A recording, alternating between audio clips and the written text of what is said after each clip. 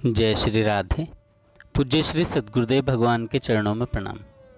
पूज्य श्री रुक्मिणी बाई जी का जीवन चरित्र। एक बार पूज्य बाई के कलेवर में श्री नरसिंह भाव का आविर्भाव हुआ था। श्री नरसिंह भावाविष्ट बाई की रौद्र आकृति को देखकर भय का संचार होता था। श्री नरसिंह भावावेश का अवतरण होते ही वे सिंह के समान चिंघाड़ने लगी।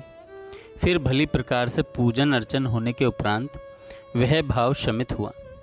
रौद्र रूप तो बाई में कभी कभी व्यक्त हुआ करता था, अवश्य ही वह बहुत अल्पकालिक हुआ करता था।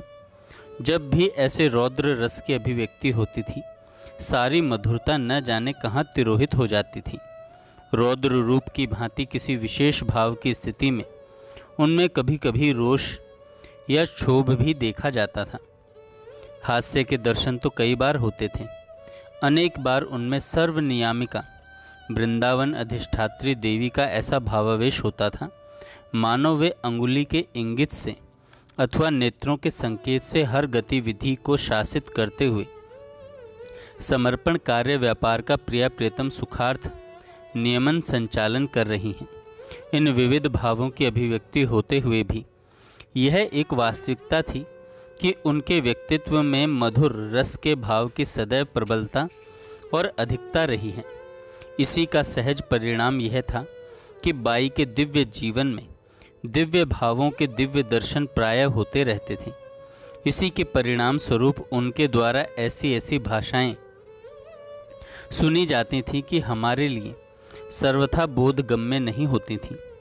उन अटपटी भाषा में असंबद्ध बातों को सुनकर यदा कदा यह भी लगता था कि गोपी भाव भावित अरण्यवासिनी रमणियाँ बाई के मानस पटल पर आधिपत्य जमाकर प्रिया प्रियतम के साथ विचित्र विचित्र विलास में निमग्न हैं। उनकी विविधता का वर्णन कितना किया जाए। कभी कभी निकुंज राज्य के सेवा परायण पशु पक्षियों के पूर्णतः तद अनुरूप बोली बाई बोला करती थी। कभी मयूर की, कभी कोकिल की, कभी शुक की, कभी मरकट की बोली सुनकर भले हमारा मनोरंजन हो, हम उसे विनोद की वस्तु मान लें, परंतु वह वस्तुतः बाई का सर्वथा अनुपम नित्य निकुंज में प्रिया प्रियतम को परम आह्लादित करने के लिए दिव्य विहार था। एक दिन बाई अचानक बालिका सुलभ बोली में बोलने लगी। यह कोई नवीन भावावेश था। भाभी जी ने बंदन करके करबद्ध उन्हीं से उनका परिचय पूछा। भावाविष्ट बाई ने कहा, मैं गुड़िया हूँ, मेरा नाम विश्व विमोहन मनमोहिनी है। निकुंजेश्वरी श्री राधा के केशों से मेरा उद्भव है। मेरी आयु 7 साल की है। जब जब सप्तवर्षीया विश्व विमोहन मनमोहिनी का आवेश होता था, तब तब ही बाई का स्वभाव बालिका के समान हो जाता था। मांग मांग कर भोजन करना, छोटे छोटे खिलौनों से खेलना, बात बात पर मचलना, क्षणे रुष्टे क्षणे तुष्टे होना, तुष्ट होने पर निहाल कर देना, यह सब बाई में सहज देखा जाता था। प्रायः इनका आवेश ब्रह्म मुहूर्त में हुआ करता था। अब यह कहना कठिन है कि यह आवेश कितनी देर तक रहेगा। अनेक बार भावाविष्ट बाई चेष्टा शून्य हो जाती थी। चेष्टा शून्य का अभिप्राय यह लेना चाहिए कि भीतर तो चेतना रहती थी, परंतु भाव आधिक्य में शरीर की सभी इंद्रियां थोड़ी देर के लिए निश्चेष्ट हो जाती थीं। ऐसी चेष्टा शून्य स्थिति में समीपस्थ बहनें जय जय प्रियतम या श्री कृष्ण कीर्तन करती थीं। कीर्तन सुनकर भाव के कुछ शमित होते ही बाई पूर्ववत ही हो जाती थी।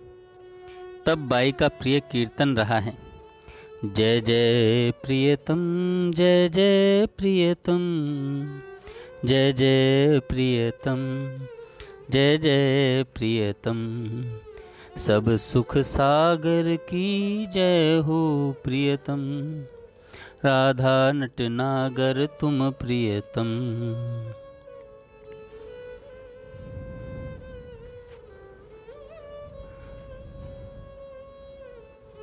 राधा नटनागर तुम प्रियतम, गोपी की गागर में प्रियतम, तुम नित नट नागर हो प्रियतम, सब गुण के आगर हो प्रियतम, सब सुख के सागर हो प्रियतम, जय जय प्रियतम, जय जय प्रियतम।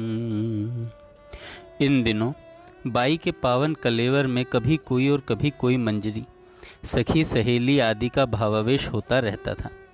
बसंत पंचमी के दिन श्री विनोदिनी जी का प्राकट्य हुआ। भाभी जी ने वंदन करके करबद्ध होकर उनका परिचय पूछा। भावाविष्ट बाई परिचय देते हुए कहने लगी, मैं विनोदिनी हूँ, मुझे वास के लिए स्थान दो। उनके आदेश का तत्काल पालन किया गया और षोडश गीत मंदिर के बगल में विनोदिनी कुंज की स्थापना हुई। इस बसंत ऋतु में भावावेश की एक सरस श्रृंखला दिखलाई देती है और भाभी जी द्वारा परिचय पूछे जाने पर सबने अपना परिचय भी दिया।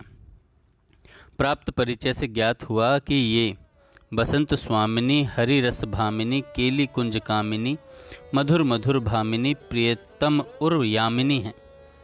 प्रिया प्रियतम के भाव राज्य में इन सब को इन्हीं नाम से पुकारा जाता है।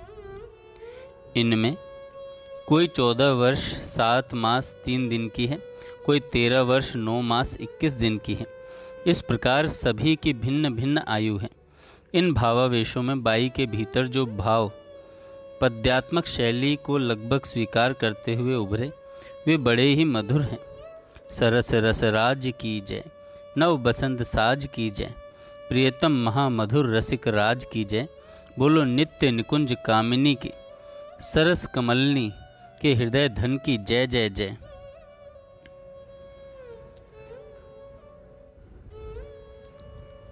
एक बड़ा ही सुंदर प्रसंग है। सन 1969 में बाई के नाथ नगर वाला पितृगृह नाग प्रकोप से ग्रस्त हो गया। प्रायः नाग देवता प्रकट होते और परिवार के किसी न किसी व्यक्ति को डस लेते। बड़ी कठिनाई से जान बच पाती। उसी प्रकोप की लपेट में एक बार बाई भी आ गई। बाई श्री महिला संघ में थी। बाई ने प्रातःकाल ही सभी बहनों के समक्ष घोषणा कर दी, आज शाम को मुझे सांप काटेगा, कोई घबराए नहीं, मेरी देह नीली पड़ जाएगी, मुख से फेन निकलेगा, पर कोई भी मेरे शरीर का स्पर्श न करे। पूज्य बाबा स्वयं मेरी संभाल करेंगे। 6 घंटे बाद मेरी स्थिति ठीक हो जाएगी। सहानुभूति रखने वाली बहनों को समीप बैठकर श्री राधा नाम संकीर्तन करना चाहिए। बाई ने जैसा कहा था वैसा ही हुआ। शाम को सर्प दंश होते ही माला से जप करते करते बाई गिर पड़ी। समीपस्थ बहनें कीर्तन करने लगीं। कुछ बहनों को श्री बाबा के सूक्ष्म शरीर से पधारने का आभास भी मिला कि वे खटखट करते हुए खड़ाऊ पहने चले आ रहे हैं। रात्रि के 10 बजे हालत में सुधार आया। अत्यधिक कमजोरी लग रही थी। बाई ने आंखें खोली, तब सबकी जान में जान आई। इस घटना की सूचना भाभी जी ने पत्र लिखकर श्री भाई जी को दी। गोरखपुर से श्री भाई जी का उत्तर आया जो बड़ा ही मार्मिक और रहस्यपूर्ण था।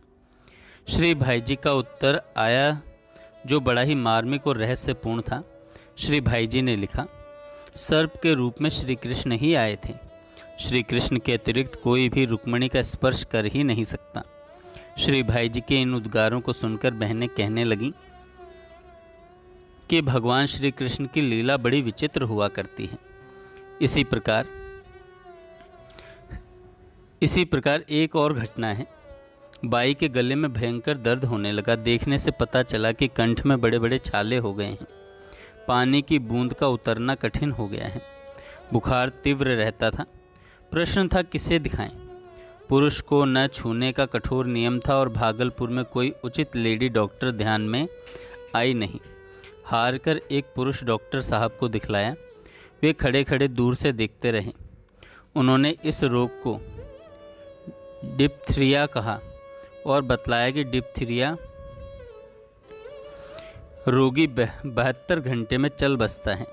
यह असाध्य रोग है, इसकी कोई औषधि है ही नहीं। डॉक्टर साहब की बात सुनकर सभी बड़े चिंतित हो उठे।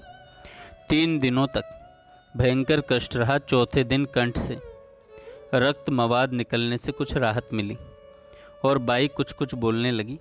15 दिन बाद स्वास्थ्य कुछ कुछ सुधर पाया। स्वास्थ्य के सुधार को देखकर डॉक्टर साहब ने यही कहा, यह तो एक देवी चमत्कार है कि असाध्य रोग से बाई को विमुक्ति मिल गई। जय श्री राधे। आगे हम कल सुनेंगे।